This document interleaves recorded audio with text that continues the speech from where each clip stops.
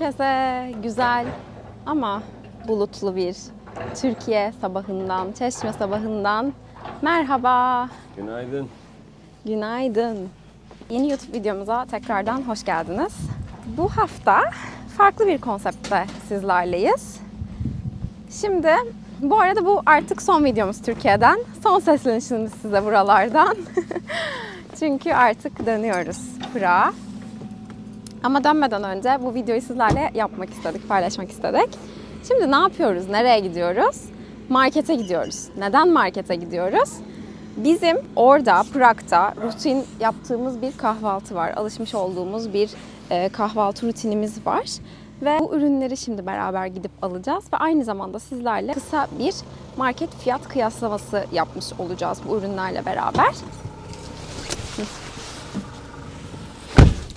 Şu an alacağımız ve evde yapacağımız bu kahvaltılık ürünü birçoğunuz biliyordur diye düşünüyorum. Çünkü son dönemlerde inanılmaz popüler oldu ve herkes bunun tariflerini de zaten YouTube kanallarında vesaire paylaştı. Hatta sağlıklı yaşam denildiğinde akla gelen, işte sağlıklı kahvaltılık tarifler denildiğinde akla gelen ürünlerden biri oldu aynı zamanda. Biz bu bowl'u, yani bu aslında kahvaltılık yoğurtlu hazırlayacağımız kaseyi ya da işte smoothie bowl diye de geçiyor. Taze meyvelerle, yoğurtla veya sütle size bunu hazırlayacağız. Çünkü bu bizim gerçekten Prag'da bir kahvaltı rutinimiz haline geldi. Yalan değil, Türk kahvaltısını tabii ki hiçbir şeye değişmem. Bu çok ayrı ama bu da gerçekten çok lezzetli, alternatif bir kahvaltılık tarif bizim için. Ve aynı zamanda işe giderken çok pratik. Çünkü gerçekten 5 dakikada, evet. Aynen ya 5 dakikada hazırlayabilirsiniz bu ürünü. İster yanınıza alıp yolda, iş yerinde, okulda, her neyse yiyebilirsiniz. Şimdi gidelim sizlerle markette bir fiyat kıyaslaması yapalım. Biz Prag'da bu ürünleri aldığımızda ne kadar ödüyoruz? Ki liste halinde size sunacağız birazdan videonun ilerleyen zamanlarında. Aynı zamanda bu kahvaltılık bowl'u hazırlamak için aldığımız ürünlere Türkiye'de ne kadar ödedik? Bunları sizlerle paylaşacağız. Bu genel bir market videosu değil, yanlış anlaşılmasın. Market videosu sevenler, izleyenler, merak edenler takipte kalsın. Çünkü çok yakın zamanda bir Türkiye ve Prag arası fiyat karşılaştırmalarıyla beraber market videosu kanalda olacak. Umarım sizin için eğlenceli, güzel bir video olur. Aynı zamanda şimdi bu sadece bir markette bu ürünleri alıp ne kadar ödedik, orada ne kadar ödüyoruz videosu değil. Size bunun tarifini de vereceğiz. Hatta buna alternatif siz başka bir şekilde nasıl hazırlayabilirsiniz? Videonun ilerleyen zamanlarında o da olacak. Bu şimdi yasak bir market çekim videosu mu olacak peki? Yani öyle diyorlar. İzin vermiyorlarmış Ya markette evet. çekim O yapmaya. yüzden çok çekiniyorum. Bu arada birçok kişi izin almak istemesine rağmen, mail atmasına ve yazmasına rağmen geri dönüşler olumsuz yönde oluyor. Yasak bir şey yapıyoruz. Çok heyecanlıyım şu anda. Çaktırmadan video çekeceğiz markette. Ama marketin bu arada ilk açıldığı saat, yani daha bir 5 dakika önce açıldı. Bu bizim avantajımıza mı? Yoksa bizim için bir dezavantaj mı? Dezavantaj olabilir çünkü Boş olacak diye düşünüyorum. Evet. Ama bakacağız. Neyse, en azından şöyle telefonla çektiğimiz için çok dikkat çekmez. O halde gidelim bakalım.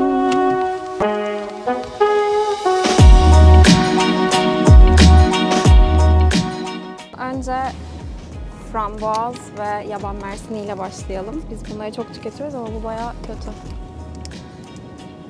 Tamam. Bowl için ihtiyacımız olan 2 ürün: yaban mersini ve frambuaz. Bir diğer ihtiyacımız olan ürün muz. Ama şöyle evde var. Ben şu üçlüyü alayım, yeter bizim için şu anda.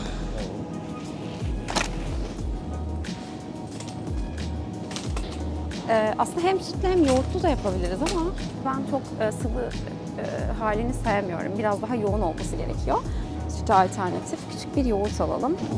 Türkiye'de en sevdiğim süt gerçekten. Tire süt. En sevdiğim yoğurt ya. Kahvaltılık Bu bowl'umuz için ihtiyacımız olan bir diğer ürünümüz de granola. Çünkü üzerine granolalarla çok güzel süslüyoruz. Bu da benziyor galiba değil mi? Bu da benziyor. Bir fiyat karşılaştırması yapalım. Hı hı. Yani burada alternatif çeşitlerimiz var. Saf diye bir markanın granolası. Şöyle bir marka. Şimdi çeşit çeşit granola olduğu için hangisi sizin ağız tadınıza uygunsa onu almanızı tavsiye ederim. Ben onu değil bunu alalım. Çıtır yulaf, kuru vişneli, kakao parçacıklı, fındıklı. Fiyatı da neymiş 200 gramının? 19.95.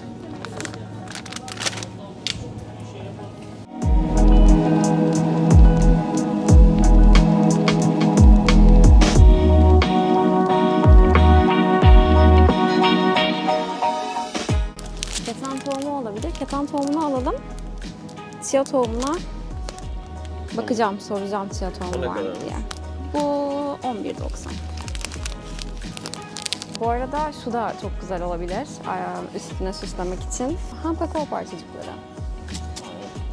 Ben genelde kullanmıyorum ama olabilir. Zaten granolada da çikolata parçacıkları olduğu için şu an buna ihtiyacımız yok ama alternatif olarak değerlendirebilirsiniz.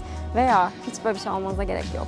Bitter çikolatayı üstüne rendeleyip aslında aynı şeyi yaratabilirsiniz. Bu tamamen sizin yaratıcılığınıza kalmış bir aslında kahvaltılık bowl. Çilek de bakalım var mı? Çileğin mevsimi değil aslında ama mevsiminde alıp buzluğa atıp tabii bununla da hazırlayabilirsiniz. Biz şimdi mecburen bunu alacağız. Bence alışverişimiz kahvaltılık bowl'umuz için tamam.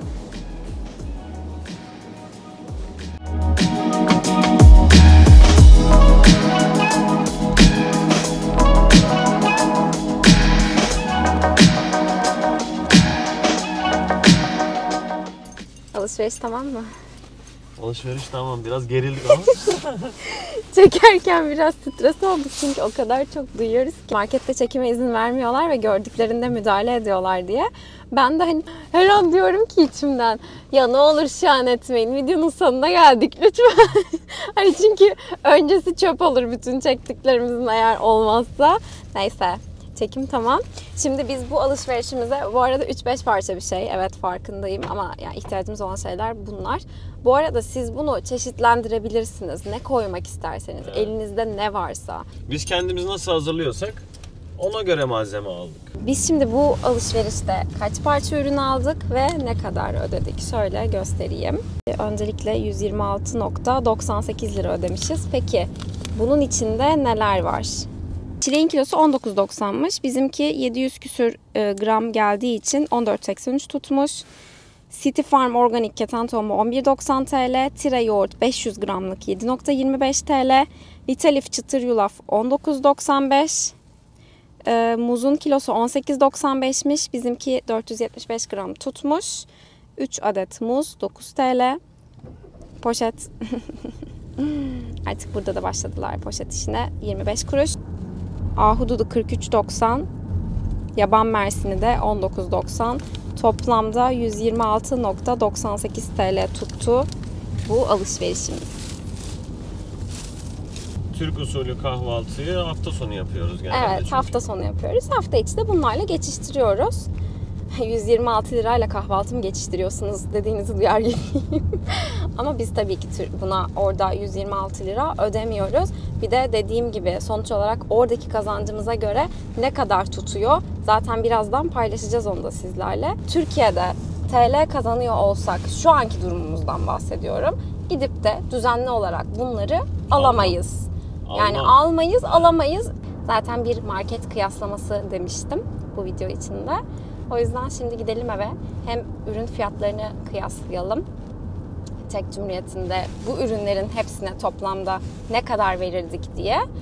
Daha sonra da sizinle güzel, belki sizin için tek sefere mahsus hazırlayacağım bir şey dediğiniz bir kahvaltılık bowl hazırlayalım. Ama şunu söyleyeyim, bu ürünlere ihtiyacımız yok bu bowl'u hazırlamak için. Biz tropik meyveler yiyerek büyümedik Türkiye'de. Yanlış mıyım? Doğru.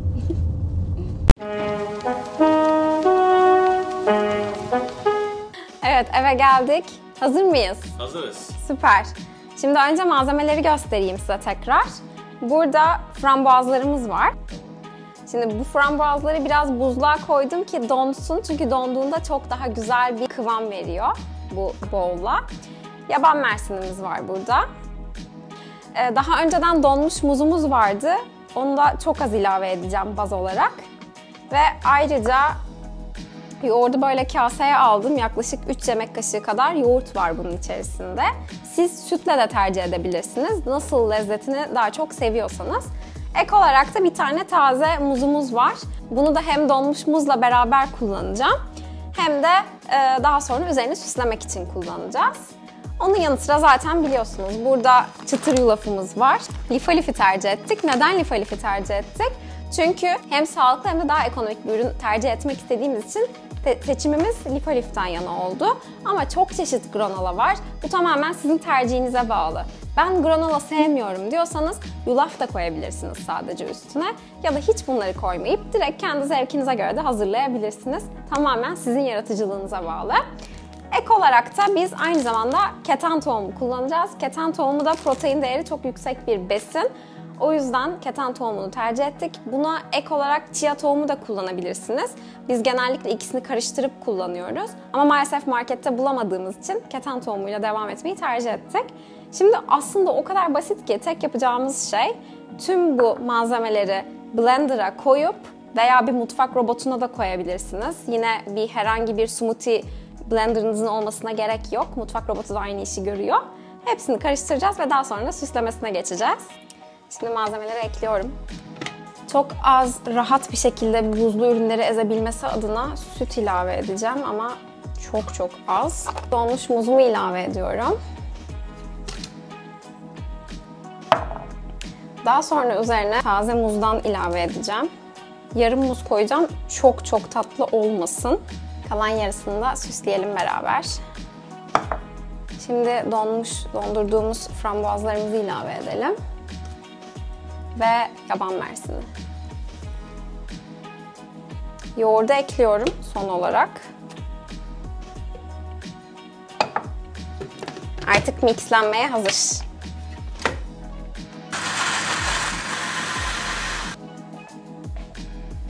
Smoothie'miz hazır. Yani ben buna smoothie diyorum ama hani kıvamı smoothie kıvamında belki bir tık daha yoğun. Kullanmış olduğum ürünlerle bu kadar kullanılan porsiyondan 2 kişiye kadar çıkabiliyor.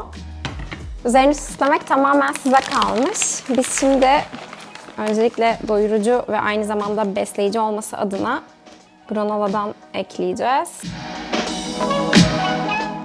Şimdi muz ilave edelim. Bence bu kadar makul.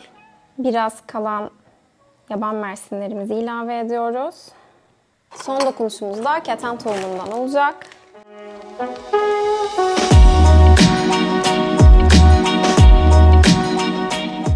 Bu benim gerçekten iştahımı açıyor. Hem çok lezzetli hem çok doyurucu. Hem tatlı krizlerinize gerçekten çok iyi gelecek bir alternatif çikolata veya tatlı yerine. O yüzden bence mükemmel oldu. Buna bu arada şunu söylemek istiyorum. Bu hazırladığımız kahvaltılık kase için almış olduğumuz ürünlerin toplamı size daha önce de gösterdiğim gibi fişte 126 lira 98 kuruş tuttu tamı tamına. Ama şunu söyleyeyim, gördüğünüz gibi bu bir kase değil, 2 kase çıkıyor. Hatta sadece 2 kase değil, benim kullandığım kadarıyla 2 kase çıkıyor ama siz bunu 4 porsiyona kadar yapabilirsiniz meyvelerle beraber. Ama mesela bu tarz ürünleri belki daha çok kez kullanabilirsiniz. Yani sizin aslında bunu ne kadar eklediğinize bağlı. Bu arada üzerini süslemek tamamen sizin yaratıcılığınıza bağlı. Ne isterseniz koyabilirsiniz. Hangi tatları seviyorsanız onları tercih edebilirsiniz. Ben bunun üzerine ek olarak ilave Hindistan cevizi cipsi koymak istiyorum. Çünkü öyle gerçekten bence çok lezzetli oluyor. Bu arada onu da göstereyim. Biz bunu bugün burada marketten almadık. Ama Prag'tan getirmiştik. Bizim Prag'da çok sevdiğimiz organik bir market var. Country Life diye geçiyor. Birçok bu tarz ürünlerimizi oradan alıyoruz. Bu Hindistan cevizi cipslerini de oradan getirmiştik. Şimdi biraz üzerine bunu ilave edeceğim. Son olarak ben ilave etmeyeceğim. Benim için şu an bu yeterli. Ama fıstık ezmesi de çok seviyorum. Bazen fıstık ezmesi de ekleyerek o şekilde tüketiyorum. Dilerseniz fıstık ezmesi de üzerine gezdirebilirsiniz. Hem görsel olarak güzel olacak hem de lezzetini iyice alacaksınız. Dilediğiniz gibi hazırlayabilirsiniz. Bizimki gördüğünüz gibi aslında ortalama 5 dakikada hazır. Şimdi hızlıca lezzetine bakalım istiyorum.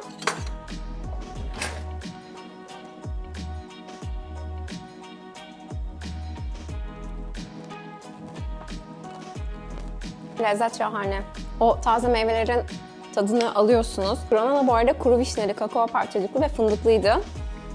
Onunla beraber meyvelerin bir araya gelmesi gerçekten çok güzel olmuş. Hepsi bir arada birbirine karışınca lezzet harika.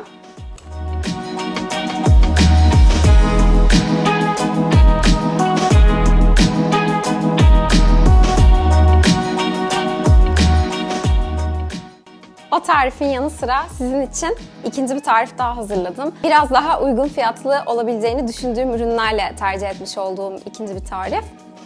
Donmuş muz, yine bu sefer çilek. Markette sezonunda rahatlıkla, pek çok markette veya pazarda, manavda rahatlıkla bulabileceğiniz iki ürün aslında. Ek olarak yoğurt.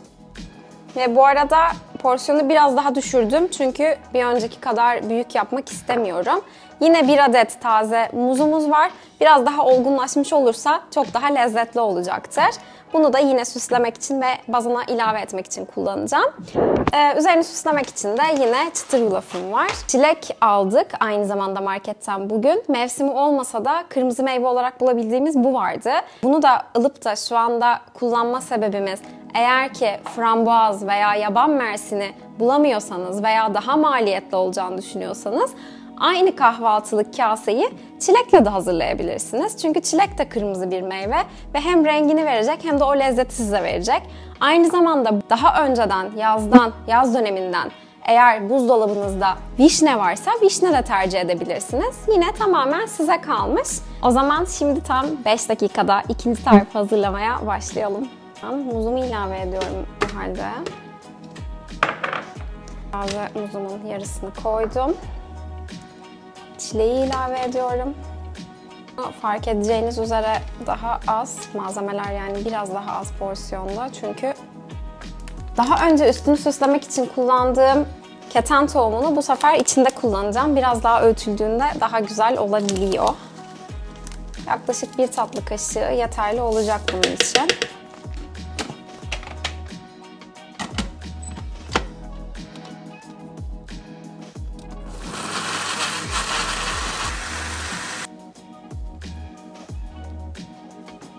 Çilekli karışımımız da hazır.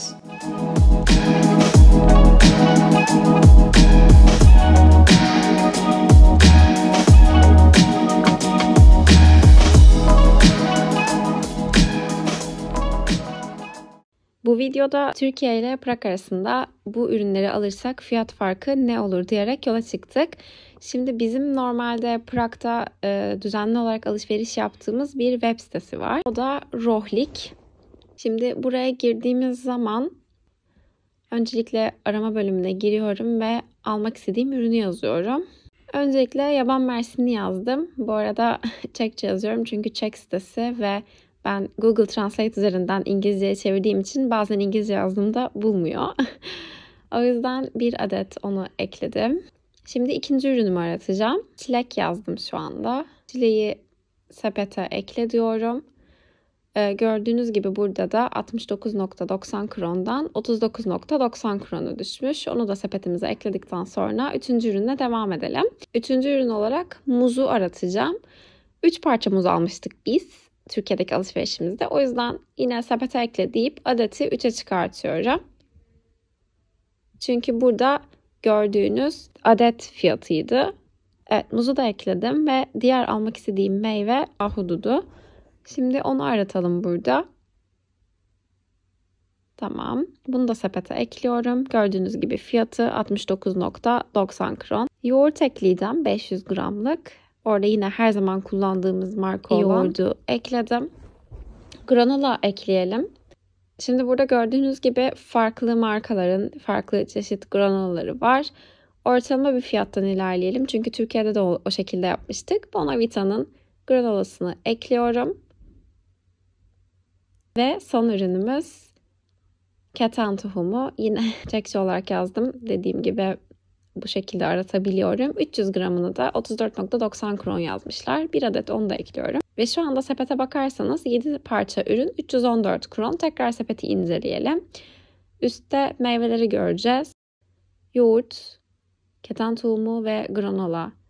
Bu 7 parça ürünümüz toplamda 314 kron tutmuş. Şu an maalesef orada olmadığımız için gidip de orada alıp karşılaştırma gerçekleştiremiyoruz. 314 kron da TL olarak 107 lira 34 kuruş yapıyor. Yani arada yaklaşık 15-20 liralık bir fark var. Ufak deneyimizin sonuna geldik. Eğer denerseniz yorumlarınızı bizimle paylaşın lütfen. Merak ediyorum siz nasıl buldunuz? İki ülke arasında bu ürünleri alırsak ne kadar öderiz? Bunun kısa bir karşılaştırması oldu. Evet. Yani mini bir fiyat karşılaştırması videosu diyebiliriz aynı zamanda bu Evet, videoya. kesinlikle. Ama şöyle bir gerçeklik var. Birim farklarını unutmamak gerekiyor bu noktada. Her iki ülke arasındaki asgari ücret farklılıklarını unutmamak gerekiyor. Ve eğer burada olsaydık ve bu ücreti TL kazanırken gidip de markette ödeseydik bize muhtemelen çok gelecekti. Evet. Çünkü sürekli yani bunu arada alıp da belki tüketecektik. Ama sürekli aynı ürünü alıp tüketemeyecektik. Kesinlikle Yani öyle. Türkiye şartlarında gerçek konuşmamız gerekirse böyle. Çünkü bu bizim için belki lükse girecekti. Çünkü temel ihtiyaçlarımız daha farklı şeyler olacaktı. Biraz sizinle bu kıyaslamayı yapmak istedik aynı zamanda. Lezzetli bir kıyaslama olsun. Dediğim gibi herhangi bir kırmızı meyve de kullanabilirsiniz. Yani sonuç olarak bunun için ne olması gerekiyor?